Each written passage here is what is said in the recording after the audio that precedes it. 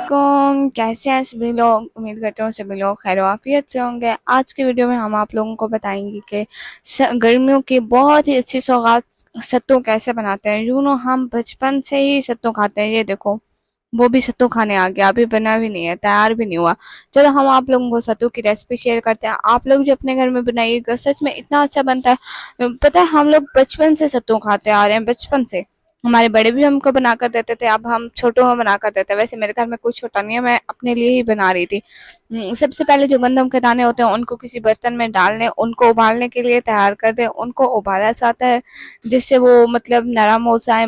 इसे रेसिपी की स्टार्टिंग होती है, आप लोग देखते जाएं, आप लोगों को भी पसंद आएगी। हम तो हमेशा खाते हैं। वैसे ये वाला प्रोसेस कुछ लोग स्किप कर देते हैं, कुछ लोग उबालते नहीं है, लेकिन उबालने से बहुत अच्छे बनते हैं। उबले हुए और ना उबले हुए में बहुत ज्यादा फर्क होता है। सो हम लोग तो उबालते हैं, वैसे कुछ लोग नहीं भी उबालते, लेकिन अच्छा होता है उबले हुए।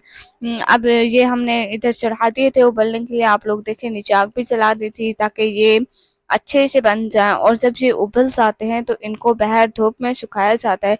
सबसे पहले ये चारपाई खाली पड़ी थी, मैंने देख ली, मैंने कहा चलो जी अब इसी पे ही सुखाती हूँ। इस पे सबसे पहले मैंने कपड़ा डाला। मैंने ऐसे ही बारीक कपड़ा डाला, रोल वाला दुपट्टा डाला जो हम पहनते भी नहीं है और है भी बारीक दुपट्टा। और इसके ऊपर वो उबले हुए गंदम के दाने मैंने इसके ऊपर फैला दिए। बहुत ज्यादा धूप थी हमारे तो, शायद 2 दिन में, हाँ, एक दिन हम लोग ने डाले, सारा दिन पड़े रहे, फिर शाम को हम लोग ने उठा लिए थे, फिर दूसरा दिन भी डाले थे। फिर ये प्रॉपरली सूख गए थे, मतलब बिल्कुल सूख गए थे।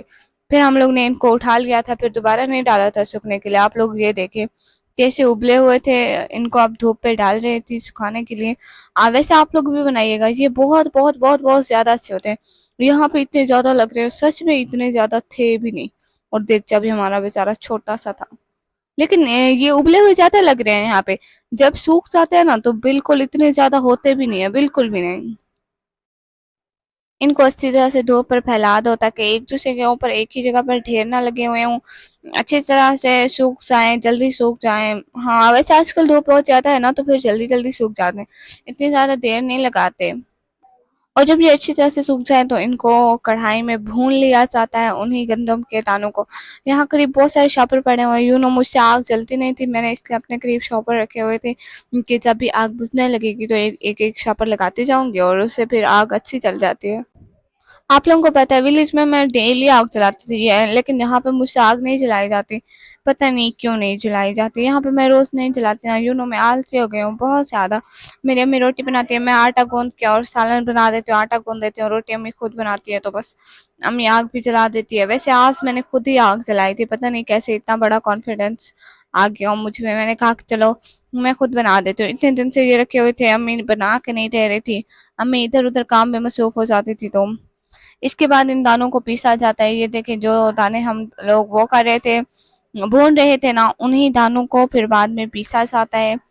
यह हर कोई चक्की पर पिसवाता है, लेकिन हम लोग चक्की पर नहीं लेके गए। हमारे इतने से तो चक्की पर ले जाते, फिर वापस ले आते, और इतने से किस चीज में लेके जाते।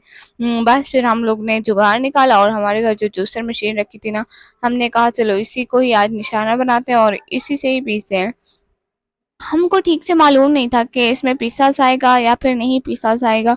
हम लोग जस्ट ट्राई कर रहे थे, और वो जो पीछे थाल में बने हुए रखे हुए हैं ना, वो मैंने पहले ट्राई किया। उस समय मैं अपना मोबाइल ऑन करना भूल गई थी, कैमरा ऑन करना। फिर याद आया, अल्लाह से मेरी तो आधी वीडियो रहती है फिर से।